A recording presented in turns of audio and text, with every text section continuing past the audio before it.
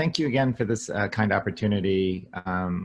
You know, it's very hard to present a lot of work in 5 minutes. So I'm just trying to give some big pictures, views of what we've been doing in our laboratory too. I think the unique thing about what we do as surgeons is that we kind of have this opportunity to come back and forth from the clinics. So, you know, when I started 13 years ago, I had this vision for immunotherapy. And really, as I mentioned before, we have this incredible ability to shuttle back and forth from the clinics to the lab and really have this third category of translational science. I wanted to give you an example of what we've been doing, trying to shuttle back and forth. You know, as many people have been doing, we've been very interested in the microenvironment of glioblastomas. We've been studying the phenomenon of, you know, tumors causing actually global immunosuppression. We're actually actively looking at mechanisms of how T cells are shut off or exhausted, and we're employing, you know, these exciting technologies such as single cell sequencing. One thing that kind of took off early in our laboratory was just by being in the clinic. This picture here on the left is a patient that I saw with a renal cell met, and he was on a drug called MDX-110 at that time.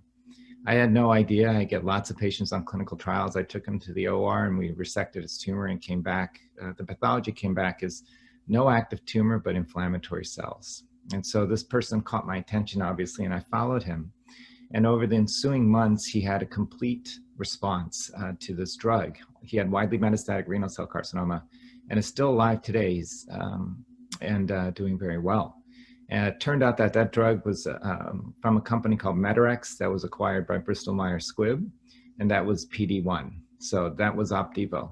And so, you know, one of the things that we had the opportunity to do was to be one of the first patients to be able to see some of these drugs really early on. And they take advantage of things called checkpoint inhibitors. And that's kind of what we focused on in our lab to do, first of all, checkpoint inhibitors. And so we went and we looked at anti-PD-1 in a mouse model of glioblastoma, showed that it actually improved survival in animals treated with glioblastoma, did better with radiation.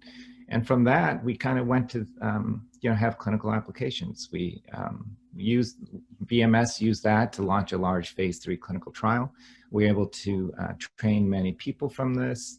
We were able to get patents secured from this, and we realized that there was a translational infrastructure for this. Now, as many of you have heard, the results for PD-1 thus far have been disappointing. We were part of this large phase 3 trial for recurrent glioblastoma, and we're kind of back to the drawing board. But as surgeons, we have this opportunity to just go back and we can look at samples, right? And so it isn't just about PD-1, and we realized that there were other checkpoint inhibitors. And as an example, we looked at something called LAG3. So we're back at the bench now. We found that LAG3 actually activated these T cells. We then generated preclinical data to make a clinical trial. And we ran this through the NCI, through the Adult Brain Tumor Consortium. The primary efficacy was safety. But we just presented this work at ASCO. And we actually had some patients who responded. So again, we're going back from the lab back to the clinics. This is a patient who had a recurrent GBM, had a resection, went on our anti-PD-1 trial, PD-1 LAG3 trial. This patient developed what was called pseudoprogression when he developed thyroiditis, and it disappeared. And we had to write for an extension to get him more drug. And we've had several patients on this trial, and it's been very exciting. So, you know, again, shuttling back and forth from the lab, we were able to go back, ask a question saying, why isn't PD-1 working?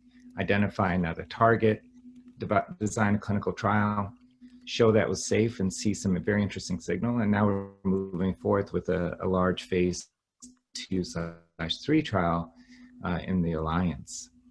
As a result, we were able to create this translational infrastructure, and we were able to ask questions on other targets. And, you know, I've been really had the privilege of training many mentees over the years, and we've been able to keep going back and forth. And these are all examples of trials that have resulted from just going back and forth from the clinic. And we've been able to launch phase 1, phase 2, and even some phase 3 trials. And, you know, it's really fun because then what you do is when you see responders, we can go back to the lab. You know, in these responders, we noticed that there was increased T cell clonality, and you were able to find what they call maybe a hot environment that came So, these are all examples of things that we're doing. And what was really fun was, I started with one technician back in 2013. And as these programs grow, you're able to create this really great, collaborative group of people from all different disciplines. And we're able to do really, things on a larger scale. And it's been one of the best parts of this, that we've been able to train many students and residents who've then become faculty and gone on to even international faculty have come. So, I think that's one of the things that I think is very exciting about neurosurgery. We have this capability to go back and forth. And so, I just think that we're all, for you coming in, you're just in some very exciting times. We're at an inflection point, I think, for cancer. So I just want to acknowledge my funding and thank you for your time. Hey everyone, Ryan Rad here from neurosurgerytraining.org. If you like that video, subscribe and donate to keep our content available for medical students across the world.